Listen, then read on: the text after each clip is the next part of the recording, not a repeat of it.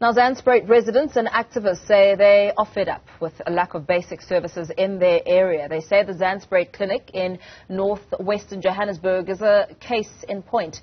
The clinic has been turning patients away due to a lack of electric power, but the faculty has 3 generators on its property. Newzroom Afrika's Mohlaoli is there, and of course, joining us live. Tumaole, a very good afternoon to you. Talk to us about some of these pressing frustrations. Very good afternoon to you, Paul. I actually join you from a soccer field not far from the clinic itself, and this is the venue whereby a mobile clinic has been set up to try and assist as patients who are turned away from that Zansbury clinic come here to this field. This field is usually then packed with people who come to seek that primary health care. This is an intervention by the city of Joburg to try and assist and abate that particular crisis that's developing, as of course you mentioned, the clinic here in this community is sitting in its yard with 4 generators, and many of them are not operating. In fact, the school next to it also has been a problem when it comes to the provision of power, because they also operate their own mini generator, and that particular little instrument is quite loud, and parents are complaining, and teachers, that the students cannot concentrate because of the noise level that's generated by that particular generator. It also affects the communication between student and teacher. But back to where we are right now, whereby this issue of the mobile clinic that usually is set up in this field here behind me, where on Sundays they have soccer and all sorts of other activities where people get together and socialize. But I'm going to be joined now by Inos Make from the Combat Movement, one of the social activist groups that has been trying to champion this issue of trying to raise awareness about the lack of service delivery. Mr. Make, this particular field here is where a mobile clinic is supposedly set up for people to come. What is the challenge around this field? We do know that it also was a center of a very violent incident not so long ago. What is the challenge here? Oh, thanks. Okay, we appreciate mobile clinic. This is the field that they use for giving temporary service outside the clinics. So the issue is that, meaning on a Saturday when people were supposed to have a clinic, it means it's not going to happen. Meaning they'll operate Monday to Friday.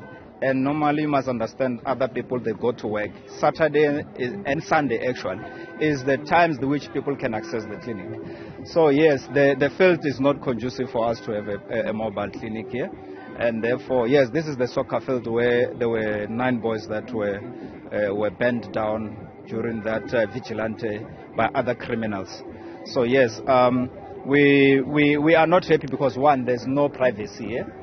There's no chairs, or senior citizen has to stand here on the long queues. And of course, if it's raining, if you look at now it's cloudy and it's promising that it can rain. And just imagine during the course of the week, if it rains the whole week, what will happen in terms of the clinic services if we use mobile clinics? People need to be in-house and get services in a proper clinic. So we want that clinic to happen. We want that clinic to be open as soon as possible, if possibly tomorrow. Or otherwise, it's not going to be nice in Zandspruit. When you say it's not going to be nice in Zandspruit, my follow-up question is, what is the way forward? What would happen? You've diagnosed what the problem seems to be, but where is the lasting solution, the treatment of this particular issue that you've diagnosed? Look, we want, at the moment, we want the temporary solution to fix that generator if possible. But secondly, Eskom needs to come and connect to the clinic properly.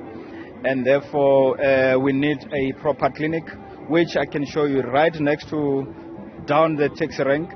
There's a space that has been designed for a new clinic, which we do have some budget for it. But the issue of foreign nationals, I put it again today, that there's people who are sitting on those spaces where we need to build clinic. And some of them are foreign nationals, undocumented or documented.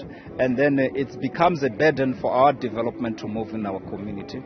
And then the government needs to find an alternative land. And there's no land. You can see how compressed is our area. So we've got bigger challenges, and therefore we need them to be addressed.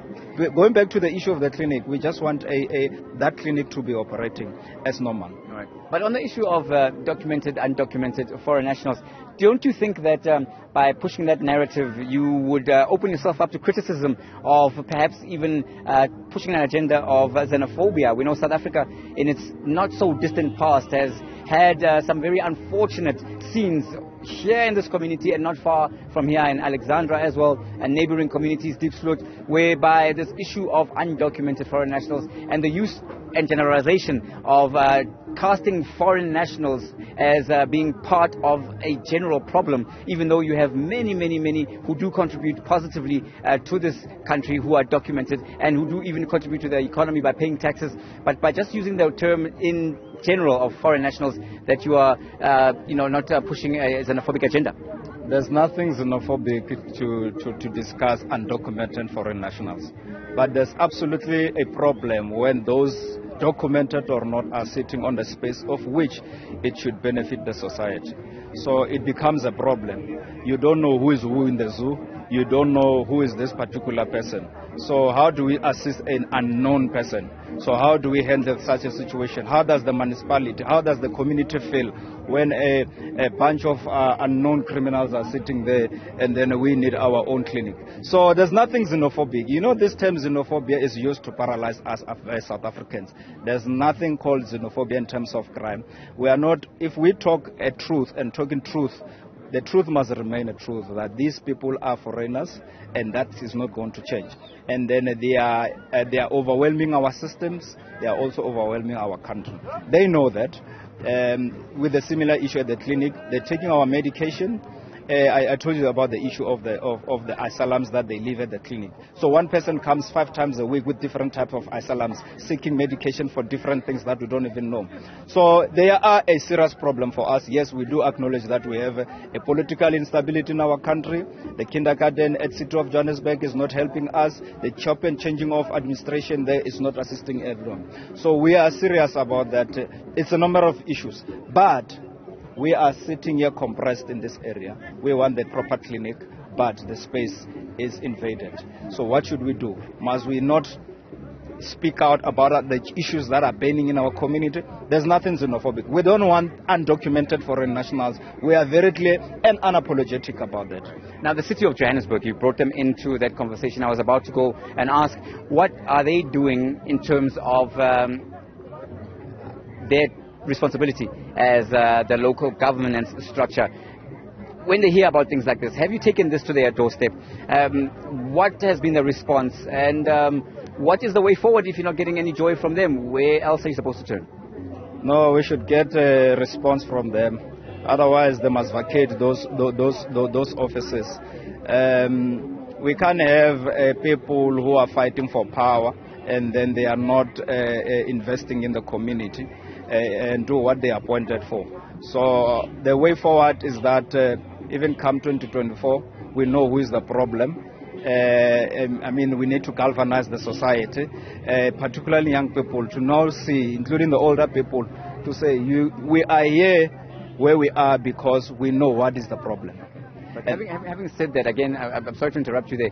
The City of Joburg's new mayor has barely been in office for less than 100 days. 100 days is usually the benchmark that is used to try and establish if someone has indeed, given a good account of themselves and whether they deserve to be in that seat. Do you think it's not premature to throw darts at them after having just been announced?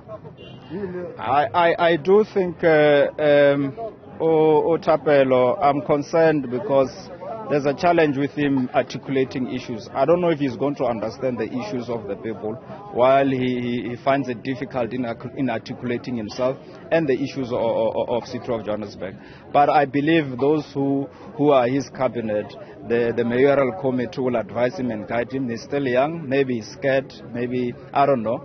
But I believe we will give him time. But not time in which we want him to come tomorrow as soon as possible before the end of this week and come and listen to us and then obviously give us solution.